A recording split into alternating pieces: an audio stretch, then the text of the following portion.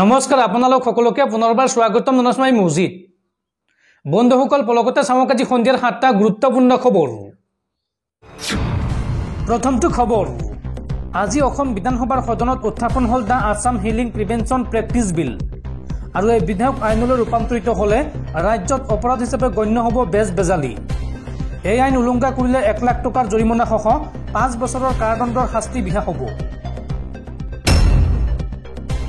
পৰৱৰ্তী খবৰ 22 ফেব্ৰুৱাৰী অৰ্থাৎ কাইলৈৰ পৰা ৰাজ্যৰ লাখ লাখ লোকে লাভ কৰিব ভূমিৰ পট্টা অসমৰ কোন জিলাত কেতিয়া লাভ কৰিব ভূমিৰ পট্টা চাও আহক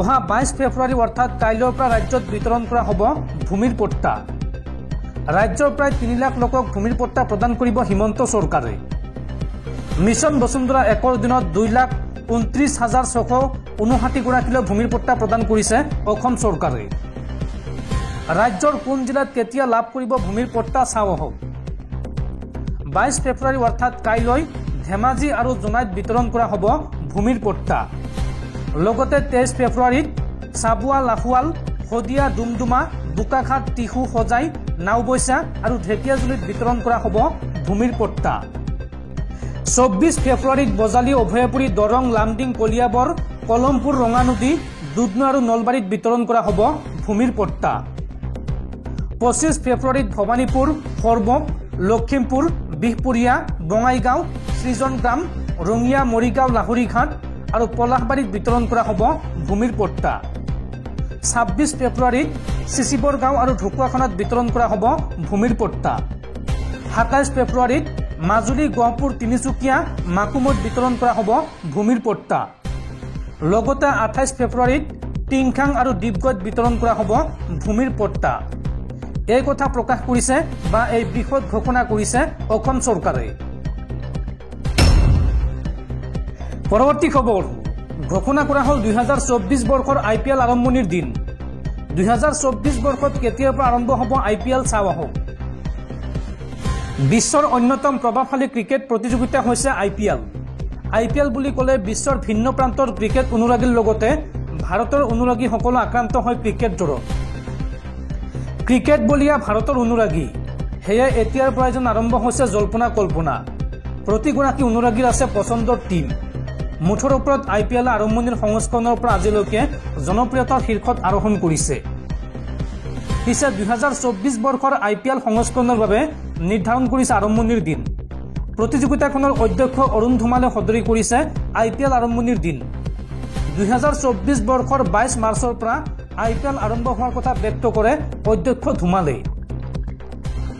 দেশত আগন্তুক লোকসভা নিৰ্বাচন যদিও ভাৰততে অনুষ্ঠিত হ'ব সকলো মেচ 15 দিনৰ সূচী শীঘ্ৰে প্ৰকাশ কৰা হ'ব অৱশ্য মেচৰ সম্পূৰ্ণ সূচী প্ৰকাশত কিছু পলম হ'ব বুলি অধ্যক্ষ ধুমালে ব্যক্ত কৰে 2 এদিনতে লোকসভা নিৰ্বাচনৰ দিন ঘোষণা কৰিব হেয়া ইয়াৰ পাছতে IPLৰ মেচুমৰ দিন ঘোষণা কৰিব বুলি সদৰি কৰে অধ্যক্ষ গৰাকীয়ে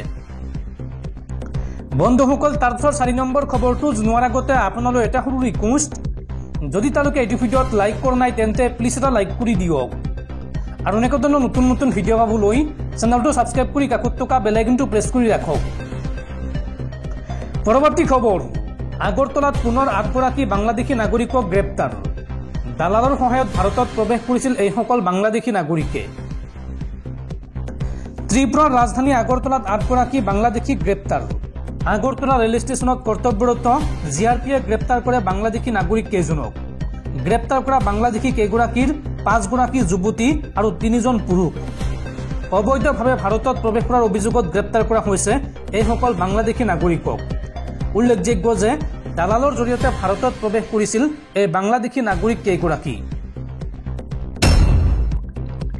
পৰৱৰ্তী খবৰ গৰুখটি প্ৰকল্পক লৈ উত্তাল সদন গৰুখটি প্ৰকল্প বন্ধ কৰাৰ দাবী AIUDFৰ বিধায়ক আমিনুল ইছলামে এই সন্দৰ্ভত মন্তব্য কৰি কয় এটা জনগোষ্ঠীক টাৰ্গেট কৰি 70-80 বছৰ বাস কৰা লোকক উচ্ছেদ কৰিছে চৰকাৰে গৰুখটিত উচ্ছেদিত সংখ্যালঘু লোকৰ বাবে কি ব্যৱস্থা লৈছে হিমন্ত চৰকাৰে সদনত এই প্ৰশ্ন বিধায়ক আমিনুল ইছলামৰ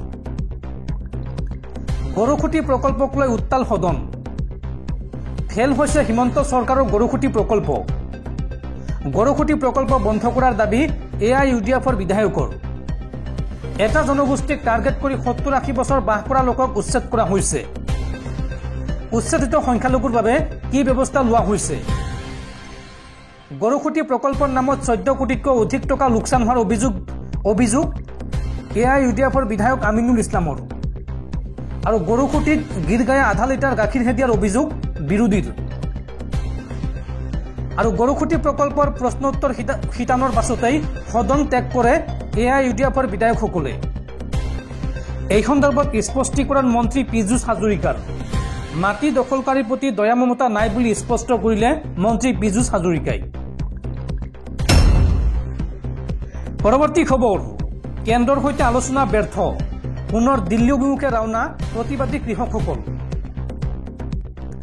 নিম্নতম সমৰ্থন মূল্য MSPৰ নিশ্চয়তা সন্দৰ্ভত কেন্দ্ৰৰ সৈতে আলোচনা ব্যৰ্থ হোৱাৰ পিছত আজি পাঞ্জাৱ হাৰিয়ানা সীমান্তৰ পৰা প্ৰতিবাদী কৃষকসকলে পুনৰ দিল্লী চলোৱা প্ৰতিবাদী সমদল আৰম্ভ কৰিবলৈ সাজু হৈছে। প্ৰকাশিত খবৰ অনুসৰি পাঞ্জাৱ হাৰিয়ানা সীমান্তৰ চম্বুত প্ৰায় 14,000 কৃষক সমবেত হৈছে। কৃষকসকলে দিল্লী অভিমুখে ৰাওনা হোৱাৰ বাবে 12খন ট্ৰেক্টৰ ট্ৰলি, 300খন বাহন আৰু 10খন মিনি বাছ ব্যৱহাৰ কৰিছে। ইয়াৰ উপৰিও গৃহ মন্ত্ৰালয়ৰ অনুমান অনুসৰি দাবী গুজৰাট সীমান্তত 500 ট্ৰেক্টৰ লৈ 4,500 প্ৰতিবাদকাৰী সমবেত হৈছে। ইফালে সমদল ৰুদিবলৈ নিৰাপত্তাৰক্ষী বাহিনীয়ে গঢ়ি তোলা বেৰিকেড ভঙাৰ উদ্দেশ্য প্ৰতিবাদী কৃষকসকলে লগত বুলডোজাৰ আৰু অন্যান্য সঁজুলি অনা বুলি প্ৰকাশ পাইছে। কৃষকসকলৰ এনে স্থিতিৰ পিছতেই কেন্দ্ৰীয় গৃহ পৰিক্ৰমা মন্ত্ৰালয়ে পাঞ্জাৱ চৰকাৰলৈ এখন পত্ৰযোগে ৰাজ্যখনৰ আইন শৃংখলা পৰিস্থিতিৰ অৱনতি ঘটাক লৈ উদ্বেগ প্ৰকাশ কৰিছে। কৃষকসকলে দুষ্কৃতিকাৰী ৰূপ লোৱা বুলি উল্লেখ কৰি তেওঁলোকৰ বাবে আইন শৃংখলা পৰিস্থিতিৰ অৱনতি ঘটা বুলি মন্ত্ৰালয়ে পত্ৰখনত দাবী কৰিছে। ইফালে আজি পুনৰ কৃষকসকলে সমদল আৰম্ভ কৰাৰ পৰিপ্ৰেক্ষিতত সষ্টম হৈ উঠিছে নিৰাপত্তা বাহিনী। বিপুল সংখ্যক নিৰাপত্তাৰক্ষী যাত্ৰাপথত মোতায়েন কৰাৰ লগতে পকী বেৰিকেড গঢ়ি তোলা হৈছে। কেৱল সিমানেই নহয়, পথত গজাল পুতিও কেন্দ্ৰীয় চৰকাৰে প্ৰতিবাদী কৃষকসকলক বাধা দিয়াৰ চেষ্টা কৰিছে। পৰৱৰ্তী খবৰ, শিলহাকত পুনৰ চলিছে হিমন্ত চৰকাৰৰ বুলডোজাৰ। এফালৰ পৰা ভাঙি দিয়া হৈছে বাসগৃহসমূহ। উচ্ছেদিত পৰিয়ালৰ লোকৰ মাজত কান্দনৰ ৰোল। শিলহাকৰ পাৰত পুনৰ উচ্ছেদ অভিযান। এফালৰ পৰা ভাঙি দিয়া হৈছে বাসগৃহসমূহ। উচ্ছেদিত পৰিয়ালৰ লোকৰ মাজত কান্দনৰ ৰোল। গুৱাহাটীৰ পাথৰকুঁৱৰীৰ মেগজিনৰ বিষ্ণুনগৰত উচ্ছেদ অভিযান চলাইছে GMDA। 3টাকৈ পৰিয়ালৰ বাসগৃহত উচ্ছেদ অভিযান প্ৰশাসনৰ। লিটুল লস্কৰ, ৰুবুল লস্কৰ আৰু সৰলা পাটগিৰিৰ বাসগৃহত চলিল এইবাৰ বুলডোজাৰ।